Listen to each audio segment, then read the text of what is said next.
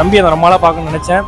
அதாவது எனக்காக வந்து இந்த பிட்டர்மங்கலம் நம்மளோட தம்பி அஜித்துக்கு பைக் கொடுத்ததை பார்த்துட்டு எனக்கு வந்து ஒரு பைக் டிசைன் பண்ணியிருந்தாரு. நிறைய நியூஸ்லாம் போட்டிருந்தீங்க.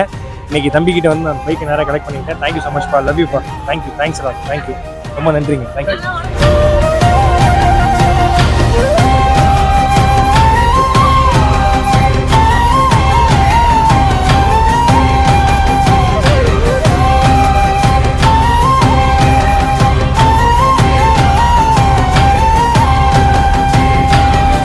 இன்னைக்கு வந்து ஆச்சாரிய காலேஜ் வந்திருந்தேன். அதாவது தம்பியை நான் ரொம்ப நாளாக பார்க்கணும்னு நினைச்சேன்.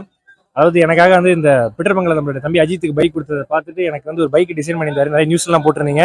இன்னைக்கு தம்பிக்கிட்ட வந்து நான் பைக்கை நேராக கலெக்ட் பண்ணிக்கிட்டேன். Thank you so much for love you for thanks Raj thank you ரொம்ப நன்றிங்க. தேங்க்யூ. தேங்க்யூங்க. அதான் இதுக்கெல்லாம் நான் தகுதியானதான் தெரியல. பட் இருந்தாலும் என்னைய ஒரு ஆளா முயற்சி பண்ணதுக்கு ரொம்ப நன்றி. Thank you love you for thank you sir. Thanks lot. நன்றி சார். அது இன்னும் நிறைய பண்ணும் சார். நம்ம இன்னும் பெருசாக எதுவும் பண்ணல. இன்னும் நிறைய பண்ணும் sir. Thank you sir. Thanks sir. சொந்தக்காரங்க இந்த காலத்துல 10 ரூபா கொடுத்துட்டு சொல்லி காட்டுவாங்க. அவர் எதுவுமே பலனை எதிர்பார்க்காத அவங்க இவ்வளவு ஹெல்ப் பண்ணியிருக்காங்க. அவங்க தான் எங்களுக்கு கடவுள்.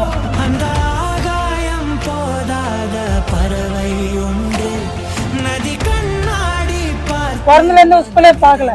இந்த சாரால தான் இவன் ஸ்கூலே பாக்குறான்.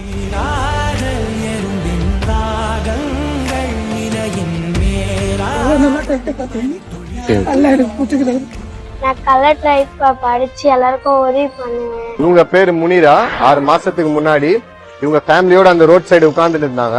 சோ நான் போய் கேட்டேன், நீங்க ஸ்கூல் போறீங்களான்னு. அப்ப இவங்க ஸ்கூல் போல. அதுக்கப்புறம் நாங்க அவங்க ஃபேமிலிட்ட பேசி அவங்கள ஸ்கூல்ல வந்து சேர்த்து விட்டோம். திருப்பி பாப்பா வந்து ரோட்டுக்கு வந்து உட்காரக்கூடாது, இவங்க லைஃப் மாறணும்னு சொல்லிதான் இவங்க வீட்டுக்கு தேவையான எல்லா விஷயத்தையும் பண்ணேன். இப்போ ரீசனா டீமை விட்டு பார்க்கும்போது இவங்க ஃபேமிலி கொஞ்சம் கஷ்டத்துல இருக்காங்கன்னு தெரிய வந்தது. வாழ்வாதாரத்துக்கு என்ன தேவைன்னும் போது அவங்களுக்கு வண்டியும் இந்த மாதிரி தர்பீஸ் பழம் இருந்தா இந்த மாதிரி வித்து வியாபாரம் பண்ணிக்கலாம் அப்படின்னு சொன்னாங்க. ஸோ அதனால அவங்க தேவைக்காக அவங்க லைஃப் வந்து மாறணுன்றதுக்காக நம்ம இந்த விஷயம் பண்ணிருக்கோம். ஹாப்பியா? நல்லா வியாபாரம் பண்ணுங்க. சரியா? ஓகே.